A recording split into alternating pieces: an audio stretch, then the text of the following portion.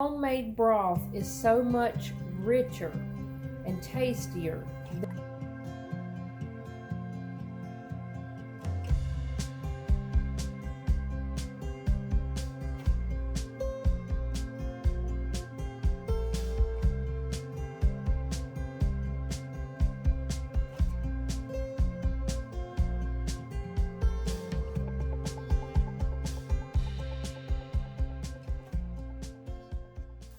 Welcome to K&D's Homestead. I'm Donna.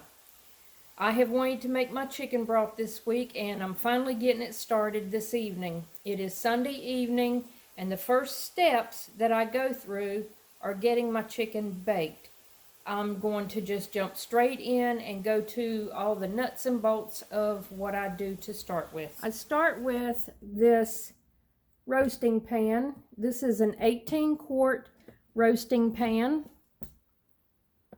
And I get my chicken put in there, and I'm going to bake it on 350. I want the chicken to get glazed on both sides, and that glaze is going to serve a good purpose later in the process. It really adds to the flavor. The pieces of chicken that I'm using this time, it's just cut up pieces from various packages. I had a lot of chicken in the freezer that I felt like I had for, almost too long before it gets freezer burnt. So I'm just purging my freezer, and I took out chicken legs, thighs, wings, some breast meat. I think that's it.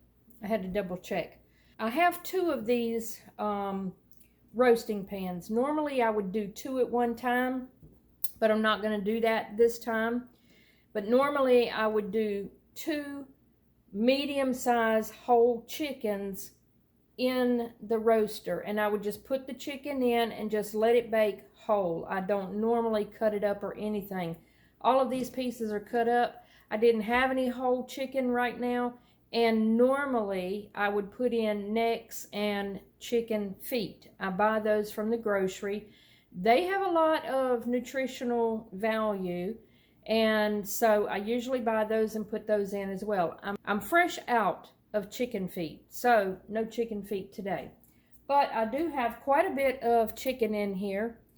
I think I said breast, but it's not breast. So what I have are thighs, wings, legs. The one thing that I do is I spray the bottom lightly with some Pam, just so that chicken don't sit there and burn, but it kind of, you know what any kind of cooking oil does. It helps it to glaze on the bottom. So all I'm going to do right now for a few hours is let this bake. I will check on it. I will turn the pieces of meat as one side gets done. And once I have both sides glazed a little bit, then I'm going to add the rest of my ingredients. I'm going to add carrots, I'm going to add onions, I'm going to add celery, I'm going to add a poultry seasoning, and just a tiny bit, a little bit of pepper. I'm not going to add any salt. I will wait and put salt on the other end when I'm using the chicken broth, because the chicken broth is going to get used in all kinds of recipes, and I'd rather do the salt on that end. But I'm putting just a little bit of pepper in there just for flavor. When I add the vegetables, then I will fill it up with water. Homemade broth is so much richer and tastier than a can of chicken broth. Even if you buy organic, it still tastes like a can of water, in my opinion. But the homemade chicken broth, it is so rich, you can drink it like you would hot coffee or a cup of hot tea when you're sick, you have a sore throat, or you're feeling under the weather. It is so good to heat that up and drink it, and it'll give you energy when you do it. It will be Tuesday before I will be ready to can this up. The reason I simmer it so long is because I want that meat to fall off the bone, and then I want that bone to just disintegrate. And most of the time it will. the bone will break apart, the collagen and all the good nutritional stuff out of the bones will come out into the broth. I double strain mine before I can it, and it is just pure golden broth. I'll be back tomorrow and show you once I've got the vegetables in the cooker. It is ready. The chicken has baked. I'm going to add 3 cups of celery,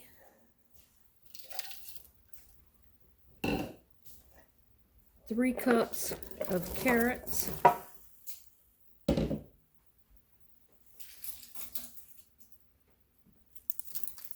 2 medium-sized onions and skins, washed skins, 1 teaspoon of poultry seasoning.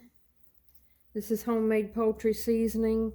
It may take a little more than that for store-bought, but homemade is very strong. So I just use 1 teaspoon and just a dash of pepper.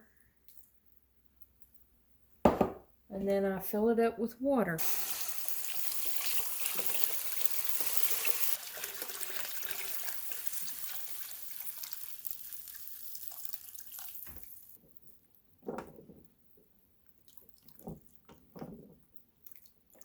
I'm going to turn it down to 300 for overnight. Cover the lid. And in the morning, I'll turn it back up to 325 throughout the day and let it simmer until Tuesday. Now, I'll have to check it occasionally, and when the water level drops down, I'll add more water because I want to keep it at this level, but it will simmer until Tuesday. Okay, y'all, I'm back. The second day after I put all these ingredients together last night in the pot. It's not 2 full days, but it is overnight. I forgot to mention, by the way, I'm sorry. Let me back up because I need to mention that I added in the ingredients, I added 2 bay leaves, a little small handful of some peppercorns, and that might have been equal to about 1 tablespoon of peppercorns, and a splash of vinegar. Now, I did not put the vinegar in until this morning when I got up. I didn't want the vinegar in there as long as everything else. Oh, it smells so good in here. When I got up this morning, it smelled like Thanksgiving. But that's what chicken, poultry of any kind does, you know, simmering overnight. I changed my mind. I tasted it this morning, and I decided I did want to put some salt in it, so I put about 1 tablespoon of pink Himalayan salt. I did not use regular table salt. It is delicious. I have tasted it. And now what I want to do is I want to take those chicken pieces out. I'm going to debone them. I'm going to take all that meat, set it aside, and I'm going to put the bones back in. And that is where the apple cider vinegar comes in. That is supposed to draw out the nutrients and all of the minerals from those bones, because the bones do hold a lot of nutrients. I'm going to let it cool down, and I will put that chicken probably in freezer containers and just put it in the freezer. It's already cooked. It's ready to be used. But I will put that chicken aside. The vegetables that are in this broth, they will be strained out before I go to can my broth. And those vegetables will not go in the garbage. I will take those out to the chickens and let them have at it. They love the vegetables out of the chicken broth. It is a shame that you cannot smell this from here. That was big pieces of chicken, but it doesn't look like it now that it's cooked. There's one of my bay leaves. So I am just going to put the chicken in the bowl as clean as I can without, I'll take that skin, without vegetables all over it, because I want it as clean as possible to set aside and grind up. I will, chop it all up for something. I mean, there's so many things that I will end up using it for, or things that I could use it for. It's not enough to make several meals. Most likely it will become chicken and rice.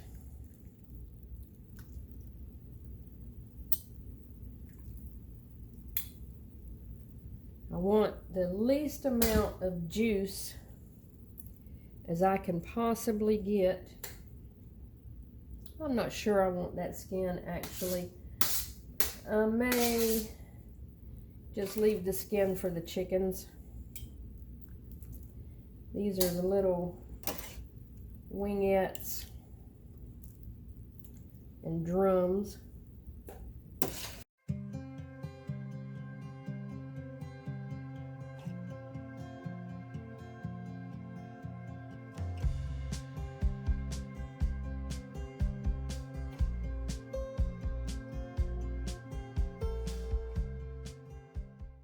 Meat is falling off the bone really good. That means I'm not going to have to put a lot of work into it to debone it. And I do want to add more water before I put those bones in. It cooks down fast, and you do have to add more water. I've already added the apple cider vinegar, which was just a splash. And once I debone this meat, let me move it over and show you. Once I debone this meat, the bones will go back into the broth, and then it will cook the rest of the day and overnight. And that apple cider vinegar is going to help bring out the minerals and nutrients from the bones. All right, so I have the meat in this bowl. I'm going to let it cool down just a little bit before I try to take the bones off, which I probably could just knock them around, but I want to get my hands on all of the bones, and I'll put the bones back in there. So I'll be back in just a few when I have taken the meat off the bones. All right, I have got all of the meat deboned, and what I have left is probably a couple of pints of chicken. Now I will just put these in the pint-sized freezer containers and make it a couple of servings. That way I can take this out and use it for chicken and rice or whatever chicken recipe that I'm going to be using. So this will go aside, that will go into some freezer containers, and this will now simmer until tomorrow morning. So there's nothing else for me to do tonight. Just gonna let it simmer on low, probably overnight around 300. It does not need to boil, it just needs to simmer and stay hot and draw the minerals out of those bones. Well, it's Tuesday morning, the broth is ready, and I'm gonna strain and separate the broth from the vegetables. The broth is a beautiful golden color and just smells delicious. I'm going to just use this to scoop it out. I have a double strainer set up here for my stock pot, and so I'm going to strain the broth here, and I'm going to put the vegetables in this bowl over to the side.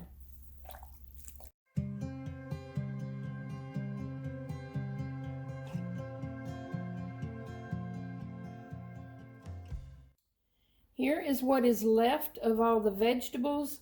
This won't go to waste. It will go to my chickens and they will absolutely love it.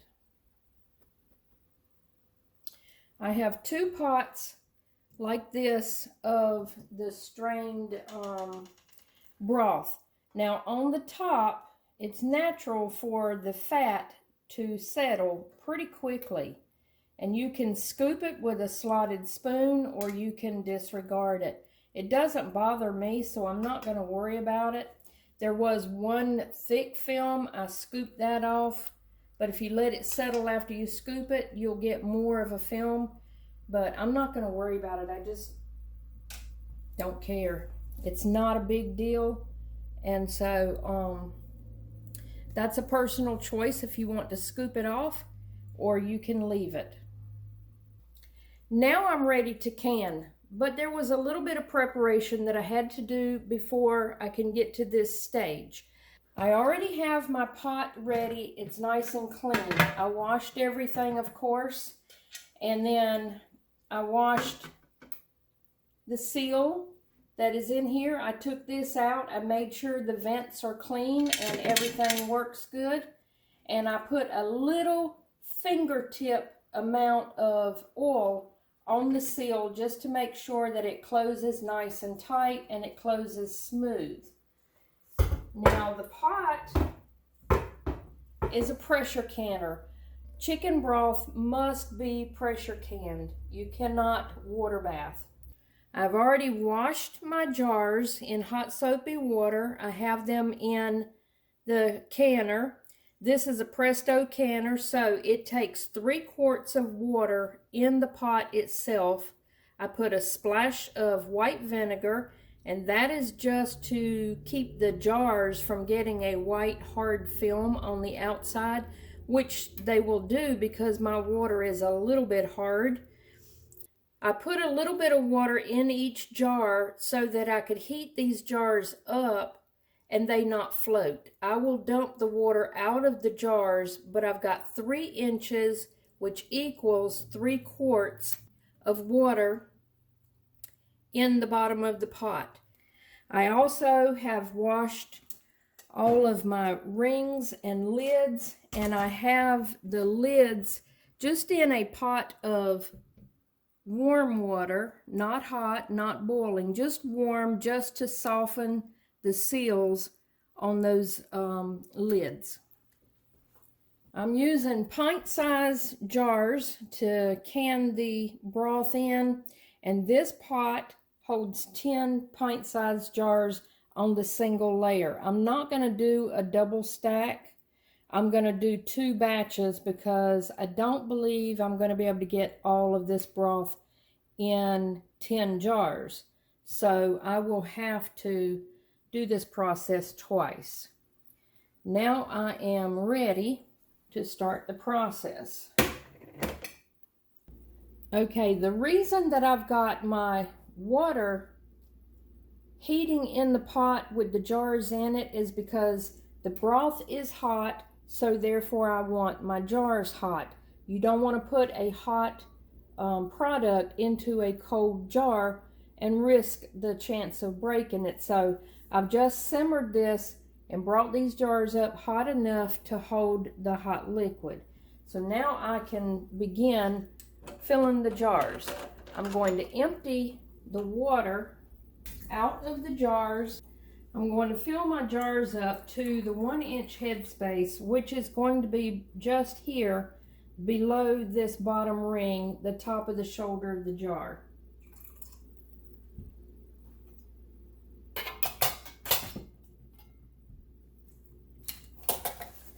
I'm going to dip my paper towel in vinegar and clean the rim.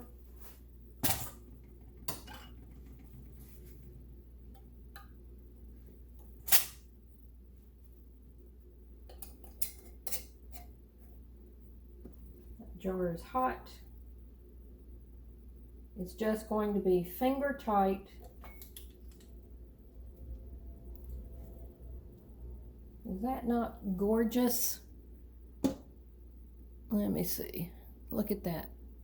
Beautiful golden And I'm going to set it back down in there. I'm not keeping the water that's inside the jars. And that was there just to keep the jars from floating in that pot of water.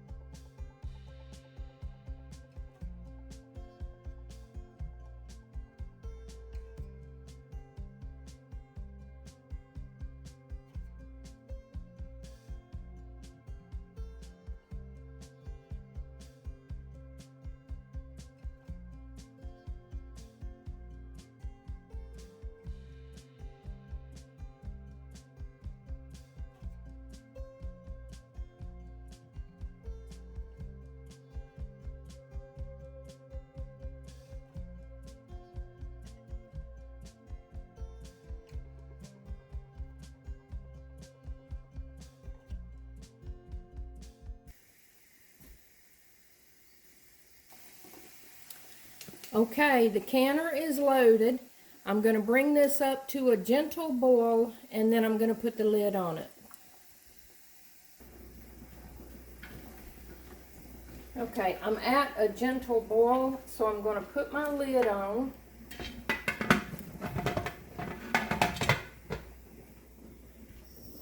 Push it down and turn.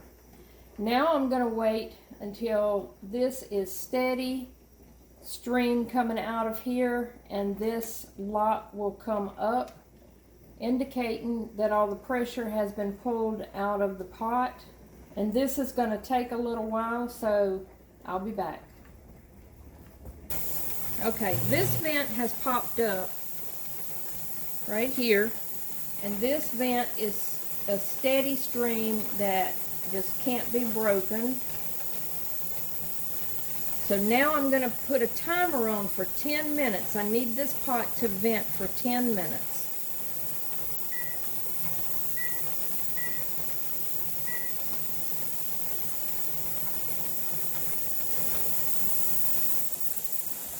Alright, it has vented for 10 minutes with the steam coming straight steady out of here, and this vent popped up.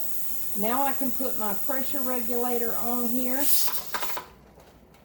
and I'm going to wait until I get up to 10 pounds of pressure, and that is for my altitude, which is sea level.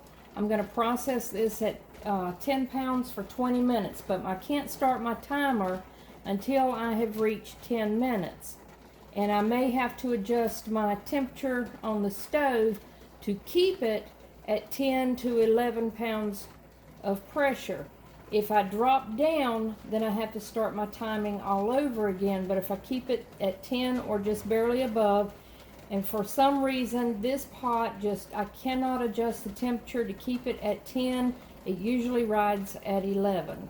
But once I reach my pressure, then I will start timing, and I will process these pint jars for 20 minutes. If it was quart-sized jars, that would be for 25 minutes, but I'm doing pints. Okay, the pressure gauge is at 11, and just as I suspected, I turned my heat down on the stove just a tiny bit to see if I can bring it down. But I don't want to do it in nothing but tiny little increments, because if I bring it down too much, I'll have to start my timing all over again. And see, it has gone up to 12. But I'm at 10 and above, so I can start the timer for 20 minutes to process this broth.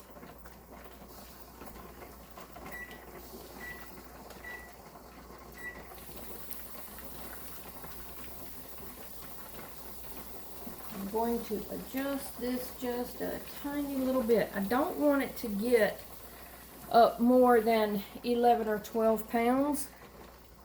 So I'm going to have to watch it very carefully and maybe keep turning the heat down.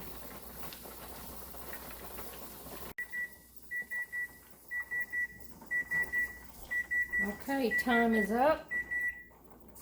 I'm just going to turn this off. I'm going to wait 5 minutes and then I'm going to carefully slide it over to the next burner. And then I'm going to let it sit there and come down to 0 pressure. And when that happens, of course, the 0, will be represented here. This vent will drop and there will be no more sizzling going on. I'll wait about 5 minutes after I see it reach 0, and then I will crank the lid open and let the additional steam escape the pot. All right, time is up. I'm down to 0 on my pressure gauge. This vent has dropped. This has stopped jiggling, so I can take this off and I can crack this open and let additional steam come out. I'm just going to crack the lid away from me.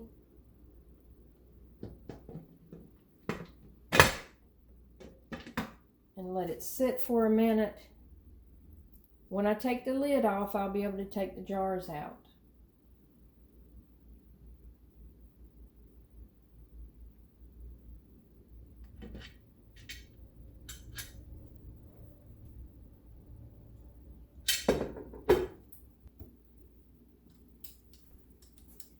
I'm going to take them out and put them on a rack that I've got on my table, and I'm going to let them just sit and cool down. All right, here they are. This is the first batch, 10 jars of beautiful golden chicken broth. Okay, so here they are. I've got them on a cooling rack, and they will sit here until tomorrow. They'll be overnight on the cooling rack. Now I have one more batch to do because that 18-quart roasting pan made 2 large stock pots of pretty much the same amount as this. So I'm going to get my second batch going. I hope I can get 10 jars out of it. I've got the 10 jars prepared and the lids and the rings, and hopefully I'll end up with 20 jars of chicken broth. I hope that you enjoyed the video. I hope that it helped if you had any questions about making chicken broth. I hope that you will like the video and subscribe if you're not already a subscriber. If you are, I appreciate you being here. I appreciate everybody being here, whether you subscribe or not. Thanks a lot, and I will see y'all on the next video. Bye-bye.